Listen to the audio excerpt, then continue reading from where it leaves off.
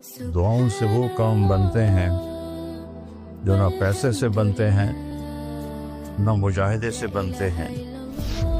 مجھے پتہ نہیں کہ اللہ نے یہ سارا نظام میرے ساتھ کیوں چلایا، کیسے چلایا۔ تم واپس آئے تو دونوں مائیاں عرب والی کی تھی، سوئی پڑی تھی۔ میں نے کہا اماں جی اٹھو، تھوڑا گھر ویکھ آیا، تم لے جانا۔ تم میں سے ایک دم اے بیٹا تینوں آؤ، وہ تینوں رب اپنے سونے دیا زیارتاں کرائی رکھے۔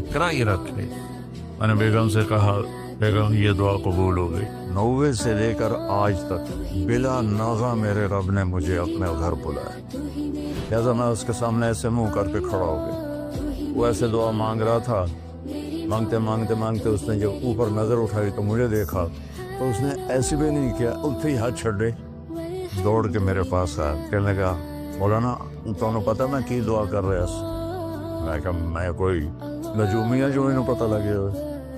کہنے لگا میں یہ دعا کر رہا ہوں، یا اللہ مولی طارق جمیل کو اماں کی دعا لگی ہوئی ہے، وہ ضرور آیا ہوگا حج پر، وہ جہاں بھی ہے مجھے ملا دیا۔ کہ یہ میرے الفاظ ختم ہوئے تو تو سامنے کھڑا تھا۔ دعاؤں سے وہ کام بنتے ہیں جو نہ پیسے سے بنتے ہیں نہ مجاہدے سے بنتے ہیں۔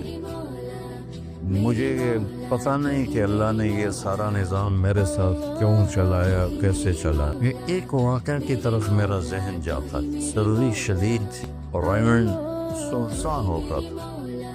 باہر بازار میں 2 ہوٹل تھے، ایک چائے کی دکان تھی۔ میں برآمدے میں کھڑا تھا تو میرے استاد صاحب رحمۃ اللہ علیہ مولانا عبدالرحمان انہوں نے کروٹ بدلی کیا، ان کے قریب دوسرے استاد لیٹے ہوئے تھے مولوی احمد بٹلہ صاحب۔ کہنے کہ مولانا کیا ہوا؟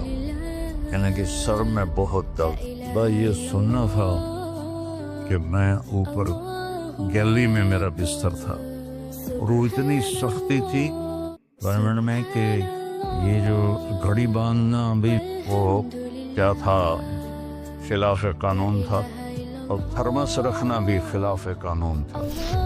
مجاہدہ چڈی چاپ 2 لڑکوں نے تھرموس چوری رکھا ہوا، وہ میں ایک کہ اس کو میں نے جا اٹھایا، میں نے بوئے تھرموس کتنے وہ پڑا ہوا ہے، میں نے اسے اٹھایا بغل میں ڈالا اور میں نے بازار کی دوڑ لگا دی۔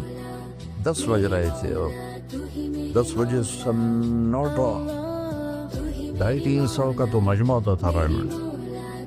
کہ یا اللہ کوئی دکان کھلی ہو، یا اللہ کوئی دکان کھلی ہو۔ تو میں ننگے پاؤں، دسمبر کا مہینہ تھا، میں ننگے پاؤں دوڑا اور میں نے دیکھا تو وہ چائے کی دکان کا دروازہ بند تھا اور روشنی آ رہی تھی۔ یہ لگتا کھلی ہوئی ہے، تو میں نے اس کے کواڑ ایسے کیے تو وہ کھل گیا۔ تو آگے وہ دکان والا، اس کا نام تھا انور ملتانی رحمۃ اللہ۔ یہ میں آپ کو بتا رہا ہوں 73-74 کی بات۔ تو وہ بیٹھا ہوا تھا، میں نے کہا بھائی انور چائے بنانی ہے۔ کہا بھائی میں تو اورنگ بھائی میں تو تھکا ہوا ہوں، یہ دودھ پڑا ہے خود ہی بنا رہے۔ تو میں نے کہا چولہا کا یہ چولہا بھی پڑا ہے، تو میں نے وہ ہوتے تھے ہوا بھرنے والے چولہے، اس سے میں نے دودھ گرم کیا، پتی ڈالی، چائے بنا۔ چائے کی دکان پہ سر درد کی گولی کا کیا کام ہے؟ میں نے کہا بھائی انور کوئی سر درد کی گولی ہے؟ ارے بھائی وہاں دیکھ لے شاید پڑی ہو کوئی، وہ کھڑکی سی تھی۔ جب میں نے وہاں دیکھا تو ایک گولی ساری ڈان ہوتی تھی، وہ وہاں پڑی ہوئی تھی اور اس پر مٹی جمی ہوئی تھی۔ جب اللہ کچھ دینا چاہتا ہے، میں نے وہ گولی اٹھائی اور پھر دوڑ لگائی ننگے پاؤں، اور مولانا رحمہ اللہ فوت ہو گئے، سر پر رضائی لے کے لیٹے ہوئے تھے، تو میں نے ایسے پاؤں دبائے تو انہوں نے رضائی کو کہا ہاں کیا بات ہے؟ میں نے کہا جی یہ چائے ہے اور یہ سر درد کی گولی ہے، آپ کو درد ہو رہا ہے، نوش فرمائے۔ ان کے ہونٹ ہلے، دعا دی انہوں نے مجھے۔ کیا دعا دی؟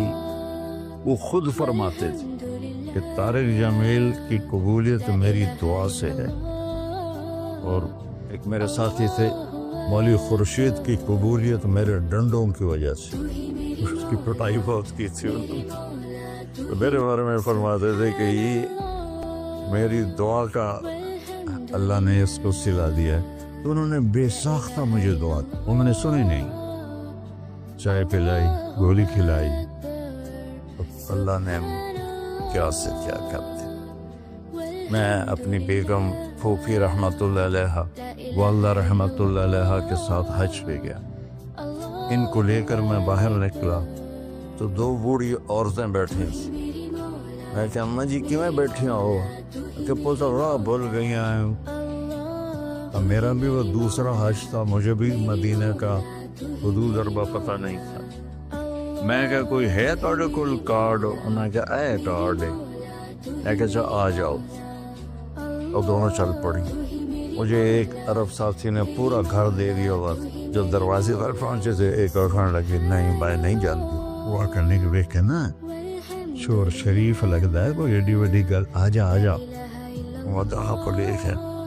میں نے اپنی بیگم سے کہا کہ ان کو کھانا کھلاؤ، اور وہ کارڈ لے کر میں اپنے ایک دوست کے پاس گیا، وہ جو جس کا گھر تھا۔ میں نے کہا اٹھو دکان سے اور یہ پتہ تلاش کروا۔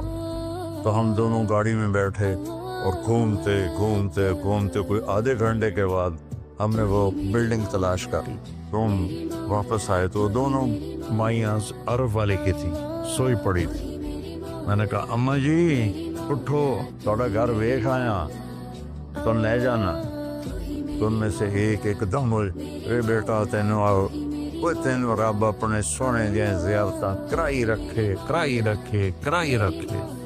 میں نے بیگم سے کہا بیگم یہ دعا قبول ہو گئی۔ 90 سے لے کر آج تک بلا ناغہ میرے رب نے مجھے اپنے گھر بلایا۔ ایک 94 کا حج نہیں ہوا کہ وہ میری انگلینڈ تشکیل ہو گئی تو میں وہاں چلا گیا، پے در پے حج عمرہ حج عمرہ حج عمرہ حج عمرہ۔ یہ 3 سال کووڈ کے جو آئے تھے نا، وہ ناغہ ہے۔ تو میں ہمیشہ کہتا تھا کہ اماں دی دعا۔